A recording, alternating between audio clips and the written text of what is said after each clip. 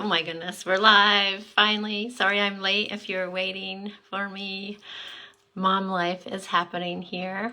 So I have some company, trying not to be distracted and have really an awesome bit of information for you today. And I was gonna try and solidify it into one key, but if you know me, I have so much to share. So we have 3 keys that we're going to talk about today in that. How do you simplify your home and your life? And say hi if you're joining.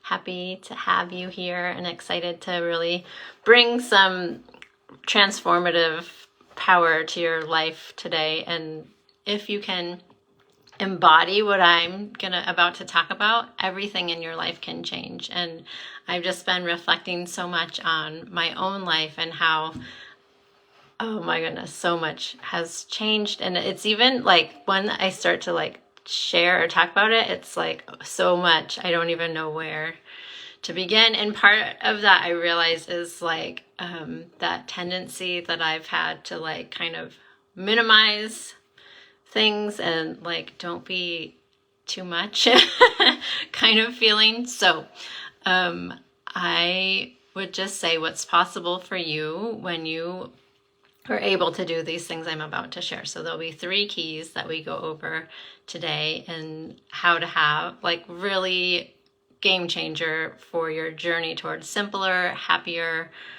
more connected kind of life. And it's a bit like magic. It's a bit magical. And it's like that picture that I posted, the Ikigai, where it's like braiding together these things that are really important. And it's like simultaneously simplifying your life as you bring in more connection, as you bring in more fun and joy, and kind of braiding this together. So then you're creating more and more the life that you really want, especially if you were raised in a way where your needs weren't really met, and now you're really committed to helping your family meet their needs and really shift generational well-being and wealth and all those good things. And I feel like I'm just such a good example because I came from like real poverty where we didn't even have electricity at my mom's house. Like really such a different life. It's like hard to believe that level of poverty, and then needing to have like welfare and people bringing us food. And then now to this life that I have where my daughter can go to private school, and we have this really beautiful home on 12 acres. And like, I just know shift is possible because I've experienced for myself in this really powerful way that's both wealth, like financial, material things, and well-being, like really getting my needs met emotionally. And all these ways that really make a difference in how we can raise the next generation, right? So that's the little intro. And if you don't know me, I am Christine O'Brien, and I am really on such a mission to help moms, families really shift into feeling better, feeling more relaxed, and feeling happier, and being more connected. And to me, the foundation for that is being able to simplify your life in the process, like intentionally simplifying so that you can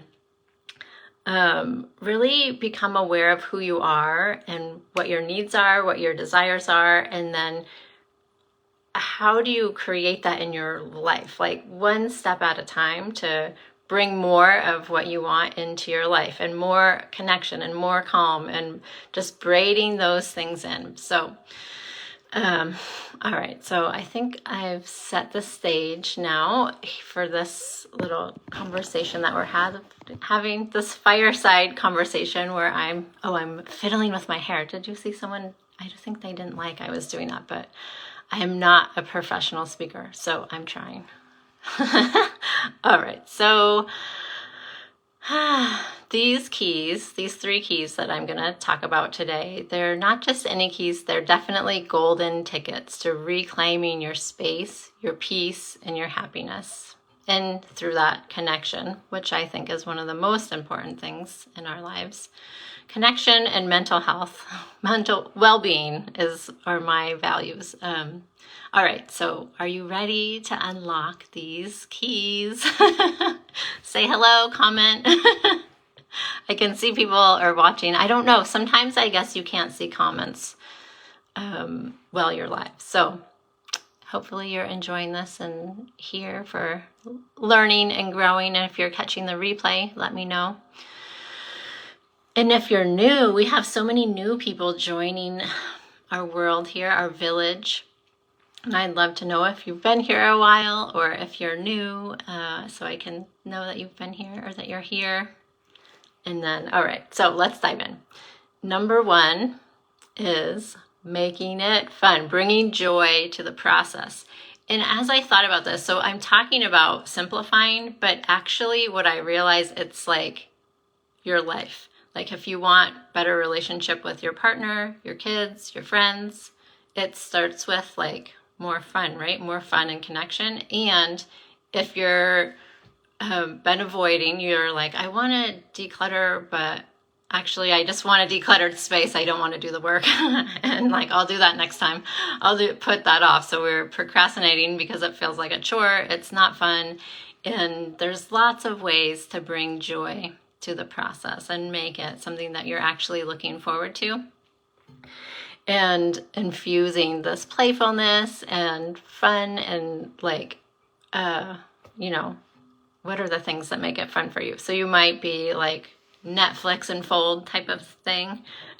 You might be liking some music, maybe some calming music, maybe uplifting. What else? Like having like your water or your drink, your snacks. You can comment below what brings joy to the process when you're doing anything, but also decluttering. What helps you motivate for that? The other thing that's really common, in particular, I'm getting a note here. Oh no, it's not. My child is down in the corner. Hello. Yes, she's here with us. Oh, in spirit and in real. Okay, so yeah, let me know how do you make something that feels like it's a chore and then make it something that you enjoy.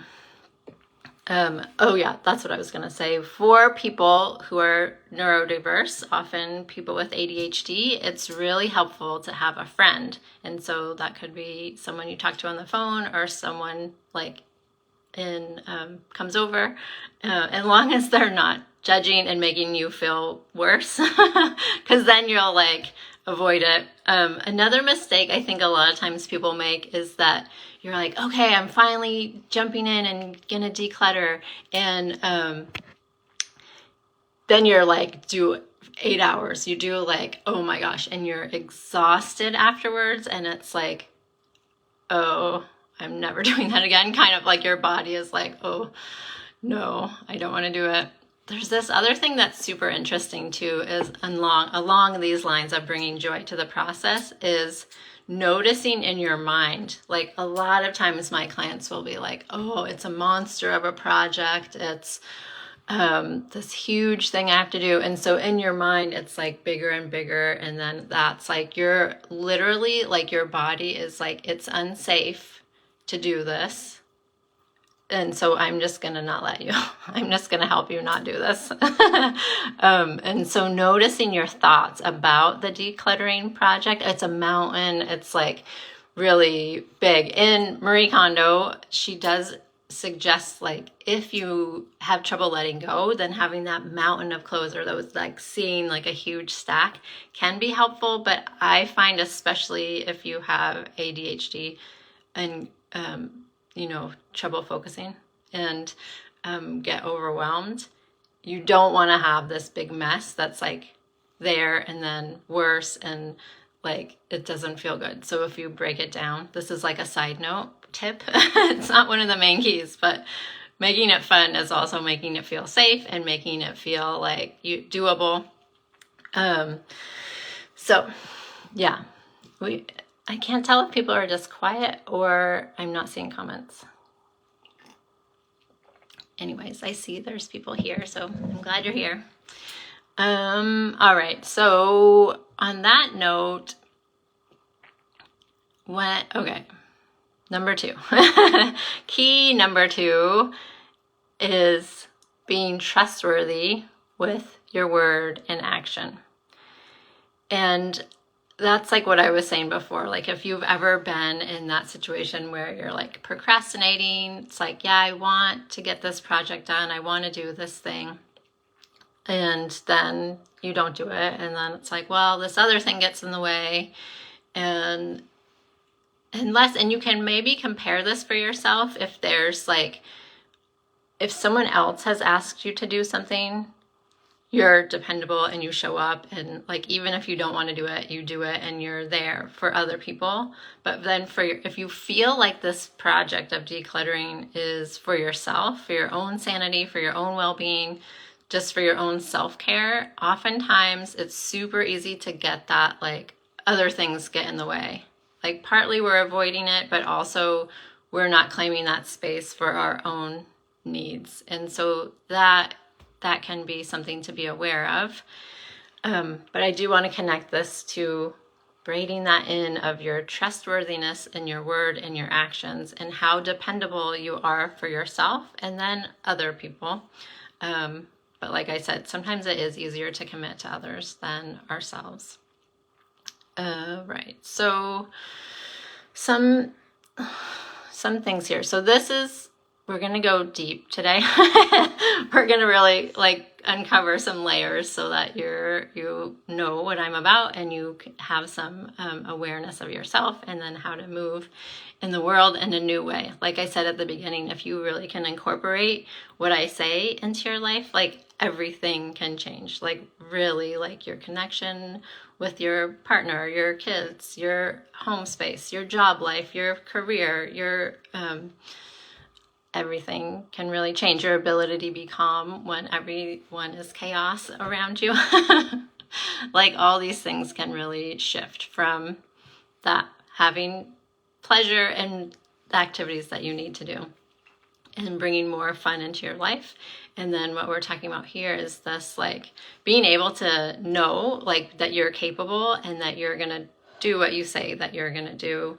And part of that, it's helpful to have realistic goals. And like I mentioned, like if you're like, okay, we're going to declutter the entire house today. And then you're at the end of that, you're like tired, exhausted, and it didn't all happen as you wanted to. And then that can like, do you hear? Oh my goodness. There is cat hair blowing by me onto my shirt. Thank you, love. Bring joy to the process.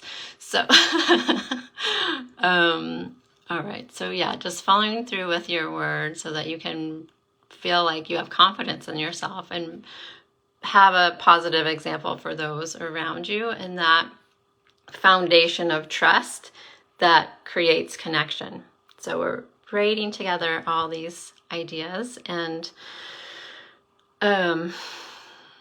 so does that make sense to you? Where are you tracking with me here? Are you distracted by cat hair blowing by and little giggles? All right, so this is connected with the third one. So I'm going to go into the third one and I'm going to connect it with that trustworthiness in your word and your actions. And so I'm calling this Dare to Let Go and Level Up. And if you've been in my course, you know the DARE process is what we use to help us make decisions. And I will go over that briefly today, not in detail, but definitely important aspect of it, because basically what we're doing with the DARE process is figuring out like what's the decision. And so because transformation happens in the specific, so really like if I'm helping you and you're decluttering and you're like, oh, this is really sticky. I'm having a hard time letting go of this, even though like this doesn't fit me. I never wear it, whatever the details are in this situation. You pinpoint like what is exactly the decision, and then you get into alignment with your mind, so the thoughts that you're having, and then your heart message, and your body, so your intuition. We have 3 brains, so like our brain we all know about, and then our heart can be called a brain, and our gut. So aligning these 3 to make this decision, and releasing the like emotions that need to be released, and then releasing the item or keeping it depending on where you go, and then just elevating into this next level version of yourself as you're going through and deciding, oh, okay, yeah, these don't fit me. I never wear them. It's okay to let go. And that feels really good now. And my identity is someone who like moves through life letting go of things from the past. Or, so I mentioned the word identity. And this part is like, as we're going through our stuff, we really get to understand who we are and who we want to be. And this is so fun. I'm getting poked. So if you're wondering why my brain is not working perfectly. Do you need paper? No, my pants are fine. I think those are mine. Do you want a pad? No. No. You sure? Okay. So, excuse me as a mother and entrepreneur. All right. So, yeah. So this is really where the magic happens. It's all about embracing this change and releasing what doesn't serve us, and really stepping into this version of ourselves that we want to be, and that we're like, we are, and we need to be reminded that we're already powerful. We can make decisions, we're capable, and we're trustworthy with our word, and taking actions that align with us getting the results that we want in our life, and creating just more abundance and more joy and more connection through who we're being. And so sometimes simplifying your life requires this shift in mindset and a willingness to let go of these old habits and beliefs, and taking a courageous leap into the unknown. And sometimes that's like you need a coach to point out like, oh, that's a belief that you have. It's not just true. So because this is what happens, right? A thought becomes a belief, becomes a habit, becomes what we think of as our personality. And this is all a story that we're living in. And when we realize, oftentimes through coaching, that, oh, it's not just the truth that I'm lazy, or it's not just the truth that I'm not good at art, or whatever these beliefs that you've been carrying with you, that are limiting beliefs, oftentimes, that it's not just the truth, like with a capital T. We've just believed it for so long that now we're like, can be stuck in it. And then you start to work with someone who can point that out, that you're like, oh, is that true? Does everyone see it that way? Or do you have a goal? Like if you want to be an author, an artist, and you have a belief that you're not really good enough, you're not going to get to your goal, right? And so you need to reestablish trust in yourself. So we use the DARE process to work through things. And we also use, what do we call it? The best self practice, which now I call the wise woman practice, where we can really recognize the truth, like recognize what our thoughts are and how they became, like what's this belief that's holding us back from a goal that we have, and how we've attached our personality or our identity to this belief, and how we can untangle it and create a new story that then, oh, it's like, oh, I'm good at time management. I can block time for writing, or I'm good at clearing clutter because I have fun while I'm doing it. And that. So let's see. How is everyone doing? Are we still here? All right, so let's see. Yeah, and I think I said this earlier, but the foundational pillar, simplifying your home, you really get to understand who am I and what do I want. That's like the thing that coaches help you with, right? And if we have a really physical way where you can, those things you might not even know. So the other day we were in a tidy party and one of the clients there had put all of her clothes that she hadn't worn in a long time in a bag. And then I noticed she also put something like that she would wear again, and it's in the bag and it's there. And I just asked, like, why, like, what about bringing that bag to the door, or taking some action with that bag so it's separate from like clothes you wear every day, and then or clothes that you know you're keeping. And then so much came out of that where it was like, oh, there was an attachment. There was like some grief and some emotions there that weren't ready to be let go. And so as we have the conversation, as she brings awareness to that, understanding, then more and more understanding drops in, and then she's able to release. I should check in with her if she was, but she's like cleared so much and brought in so much order and beauty into her home.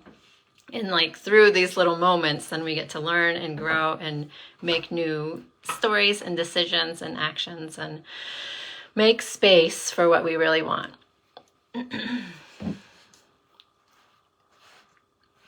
So that is how I help people in this, like the foundational piece of creating your life through decluttering. And we have tidy parties like I've been posting about, and we had an open house last week.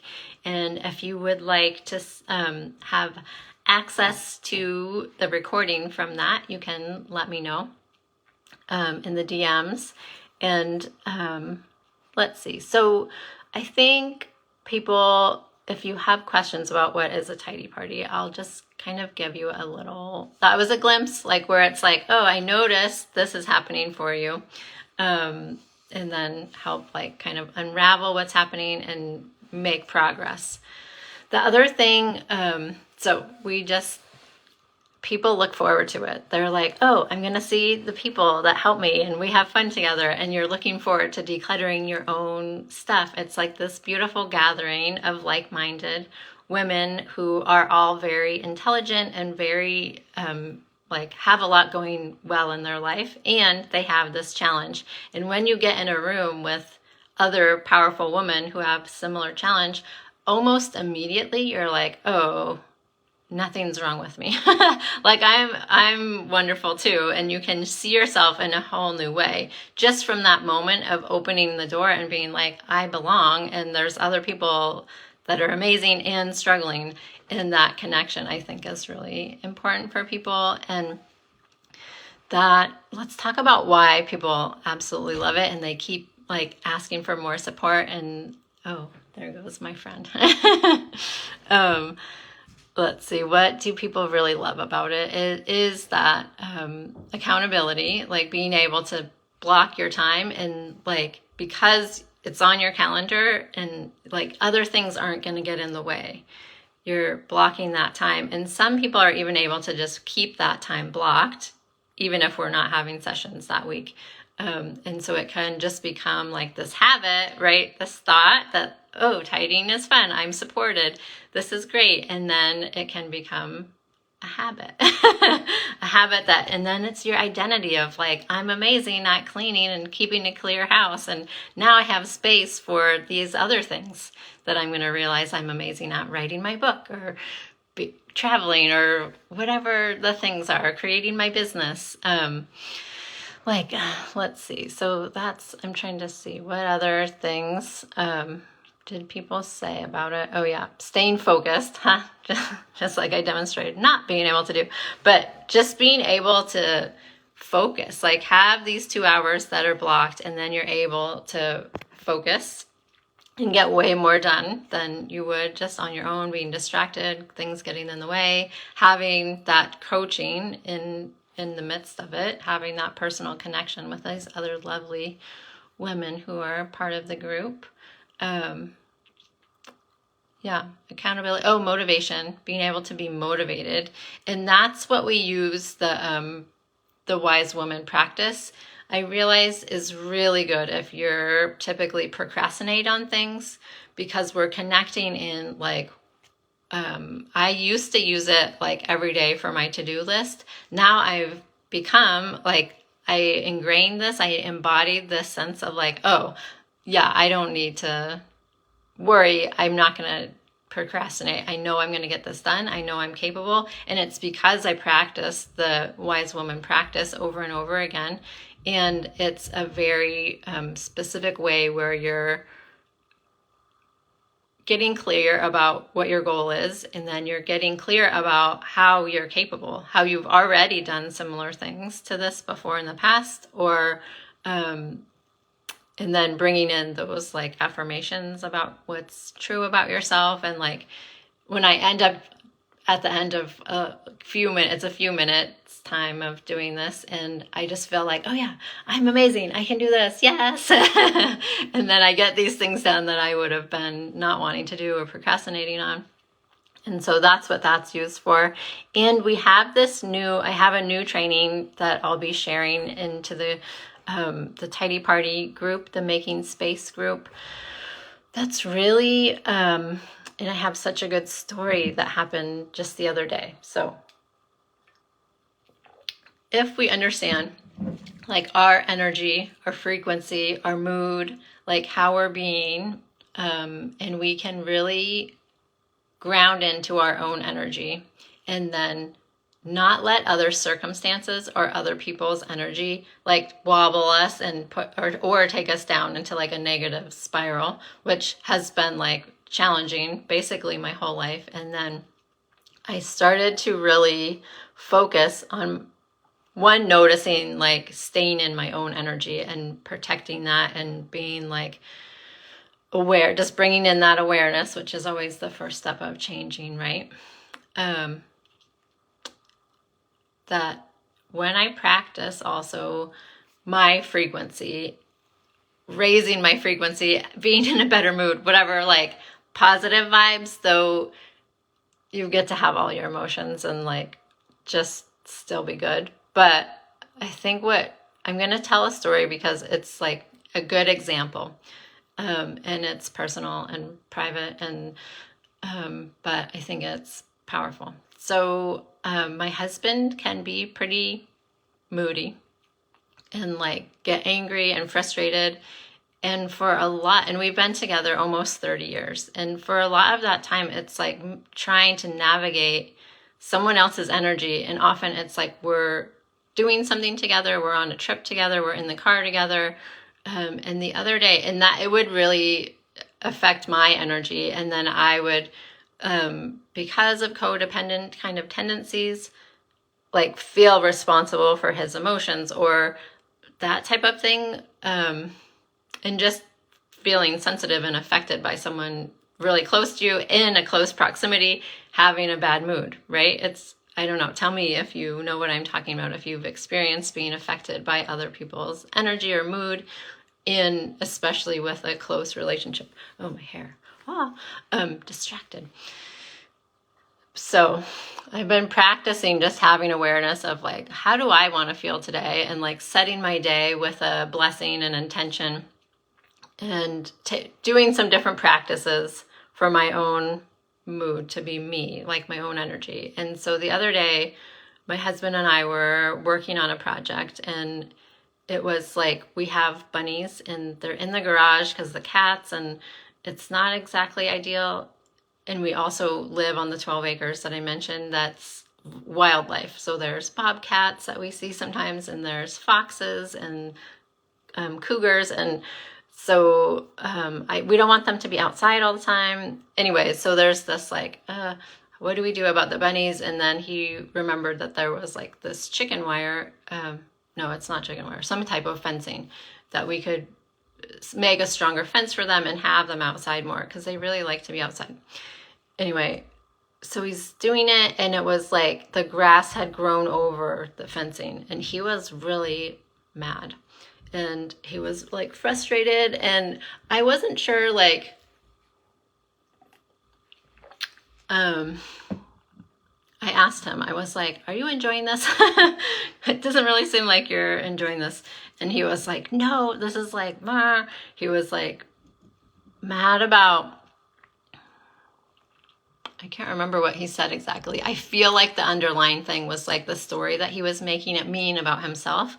And that's what I would have done in the past. I would have make it mean like, I'm the one who said yes about the bunnies. Like, I'm the one who takes care of the bunnies. I would have felt like, oh, I'm making him mad, like because of me. And like, I would have had this whole story that bring my mood down, bring me into like my child self where I'm like afraid of getting in trouble and like bringing in this like, and then my mood going like worried and feeling bad. And I just was like totally calm, and I could feel like I could make that story, but I don't really believe like it's fine. Like, kind of a mistake to do bunnies when your child doesn't. I don't know. It's like a whole thing.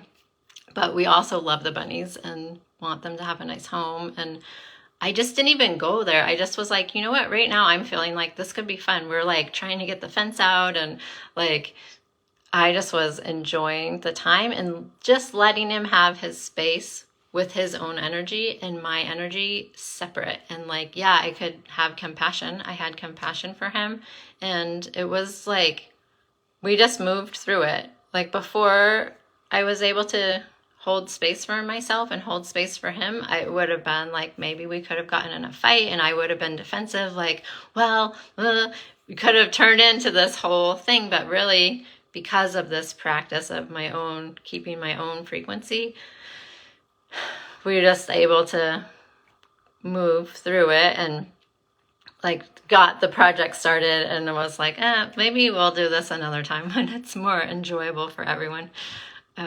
So that is my little story of it. Another example of transformation, like in this really specific area that also is like your whole life is different when you're able to hold space for yourself and other people, and when you've really practiced your own frequency. And we have this whole new training coming up about what activities can you do on a regular basis to step into that and protect your energy. All right, so are there any questions? I still don't know if people are just quiet or I'm just missing the comments, but I'll come back and see if there were any. Let's see, is there anything else? Yeah. Oh, I was going to say, I mean, like I made the example, like having a coach who can see from this other perspective and ask you questions where you bring awareness and you are able to let go and create new stories and create new possibilities for yourself through that level of support. And I do have some space for one-on-one, and I do have a new program that I'm super excited about. And on our last Tidy Party, we ended up having a coaching session that just like is encapsulating exactly what the new program is about. And so I'll start sharing a little bit of that. And if you're interested, I have blocked some time in my calendar if people want to do a call with me to find out more about this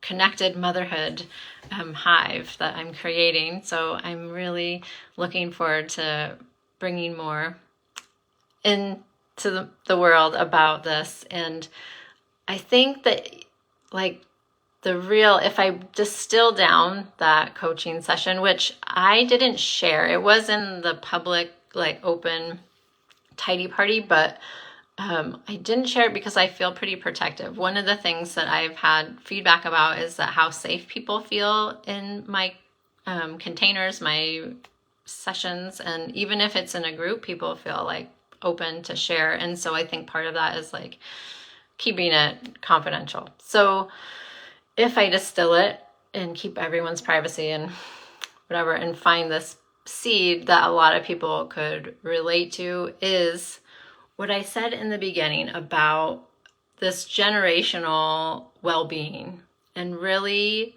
being the type of mother that we want to be, even if that wasn't our experience. If we didn't get our needs met, if we didn't get emotionally, physically, like if we were made to feel not enough, or like we couldn't measure up to our expectations of our parents, or, you know, the things that I would say a lot of us have gone through, and we're really committed to being closer with our children and to having this lifelong, lasting, loving relationship that's really supportive and supported.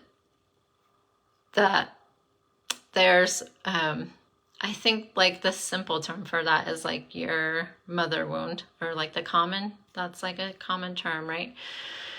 And that's like what the beginning of our program will be about, is really doing that healing work around your own childhood. Oh, and someone just joined, and that's what they were like. They wanted the conversation to be about reparenting yourself.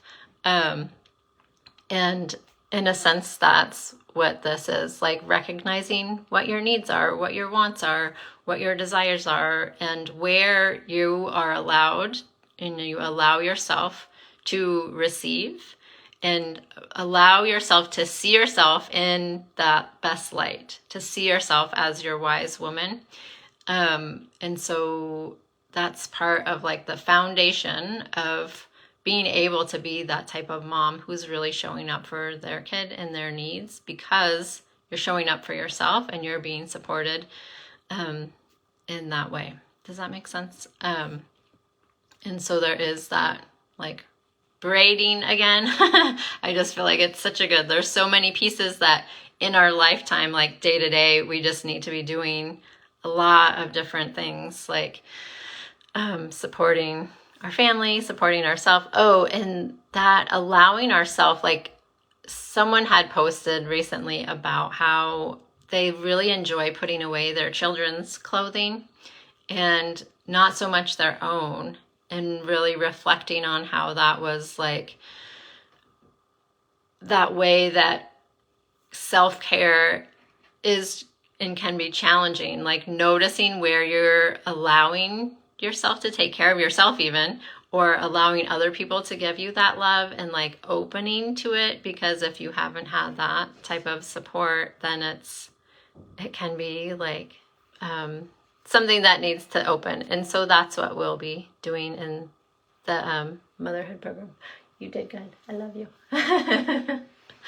Okay, so we're wrapping up here, and I haven't seen any comments, but if you're interested in finding out more about the tidy parties and seeing like a little peek into it, I have a recording from last week, the beginning of it, where we set things up. And then I have a training that is really going into the parenting and how to be the parent that you maybe wish that you had had, or just changing these generational patterns. And yeah, I'd love to see you in my DMs, and thanks for listening today. And I'll come back to see if there were any comments or questions. And if you have some on the replay, then feel free to pop them in here, and we'll be in communication.